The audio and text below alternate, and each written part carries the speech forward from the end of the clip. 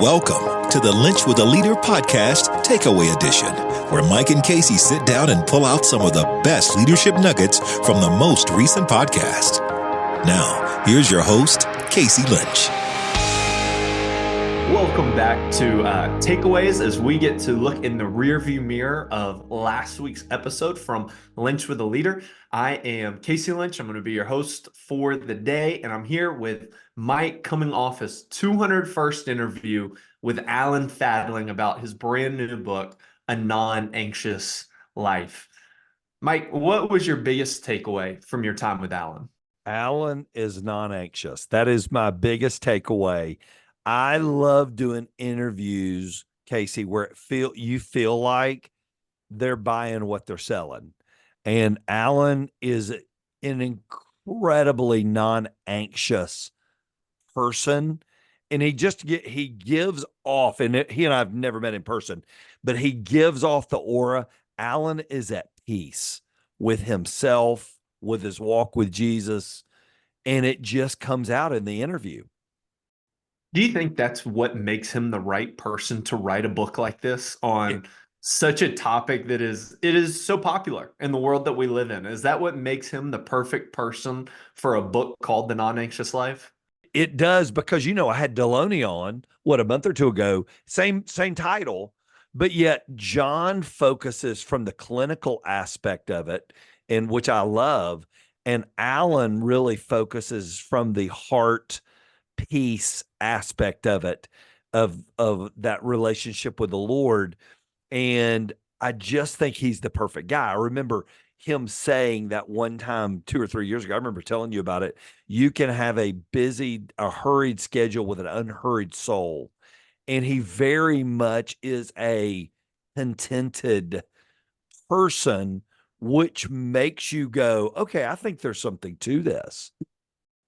I wanted to talk about the fact that you had Dr. John Deloney on not that long ago talking about his book, A Non-Anxious Life. So that's two guests within a couple of months with the same title, looking at it from different aspects, as you just said. Why do you believe that this topic's so popular right now to be out in culture? Because I think for a long time, anxiety has been something that was kind of a taboo topic. And now we're entering a space where we see it on the forefront. Why do you think it's so popular right now? I just think it's just a part of the world we live in. So when I was growing up, Casey, the word anxiety, you heard the word anxiety, but it wasn't prevalent at all.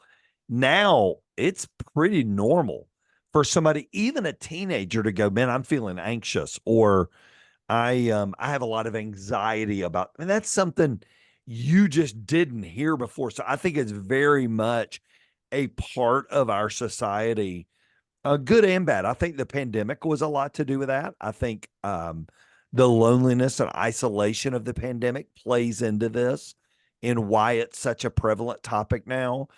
But it's here, and it's here to stay.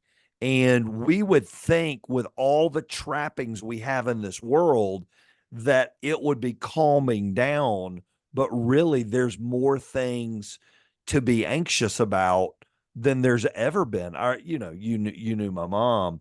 If you came home with power locks and power windows and a sunroof, she would just say, well, there's just more stuff to break. And that was her perspective on it. Well, in a lot of ways, there's more things to be anxious about because we get more, and I know more because of social media and news and the accessibility. So I think we just live in a cauldron of anxiety, and you notice it, you see it. It is just a normal thing now. In your conversation with Alan, you guys really do an overarching look at the book and kind of go chapter by chapter discussing A Non-Anxious Life. If you had to pick one part of your conversation that you just wish you had a little bit more time on for leaders to get to hear Alan's heart behind, what would it have been? One of his chapters is about the buoyant life, that buoy that sits in the water that just goes up and down. And he talks about joy, and talks about how joy comes from a deep inside part of you. Happiness comes with events. Joy comes from a decision.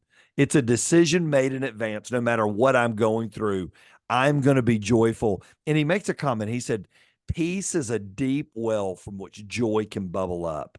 And I think if I could have spent some more time with Alan, I would have loved to have dug in on that, because I think we are all seeking peace, but we don't always attach peace and joy. I think we separate the two of them. But the reality is, joy flows out of a peaceful heart and a peaceful soul.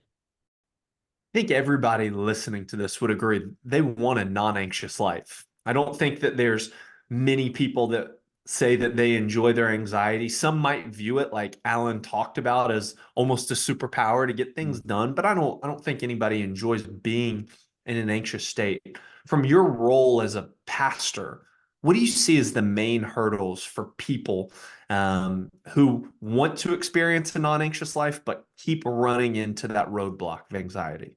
I think it's discipline, and I think it's the discipline to go, I know this is what I want, and here's the guardrails I'm going to put up to get there.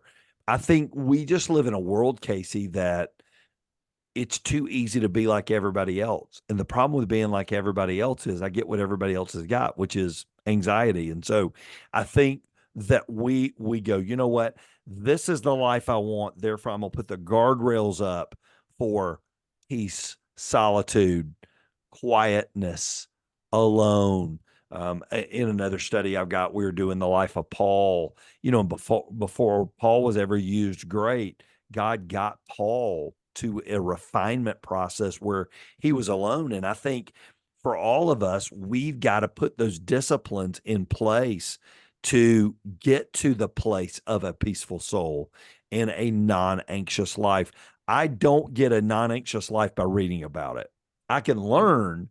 I get a non-anxious life by taking the things that I read, putting them into practice, and then executing those things. And I think that's where the breakdown is. Last question. There's most likely a leader listening right now who heard your interview with Alan, that's listening to takeaways today and says, hey, anxiety is not a current struggle for me. But the reality is it probably is for a family member or a teammate that they're working with. How would you encourage that leader to be there for that person? I would say, number one, don't judge them. You could be there tomorrow. So I think that being understanding of where they are is a big piece of it. Number two, point them to the right resources. And that's why books like this, and that's why we have this podcast, right? We're not going to solve the problem, but we can point you to a direction to solve the problem. And so getting good resources in their hands, encouraging them to talk to a counselor, talk to a pastor, talk to someone. Our bodies are not meant to live with the anxiety we're living with. I'm just telling you, and John Deloney hit it. We've created a world our bodies can't sustain.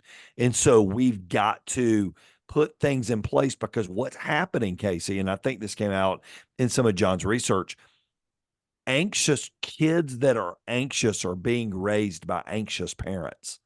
And the kids are picking it up because they just think that's normal. They don't know that they could choose another way and they can live. Listen, we're not going to change the anxiousness of our world, but we can change how we are in it.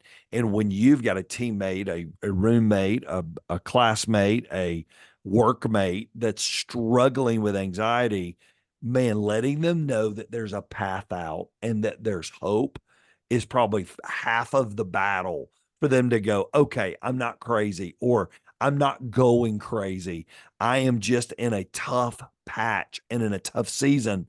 And you can get resources in their hands, like this book by John Deloney or this book by Alan Fadling. Both of them look at non-anxiousness from two totally different perspectives, but both are incredibly effective.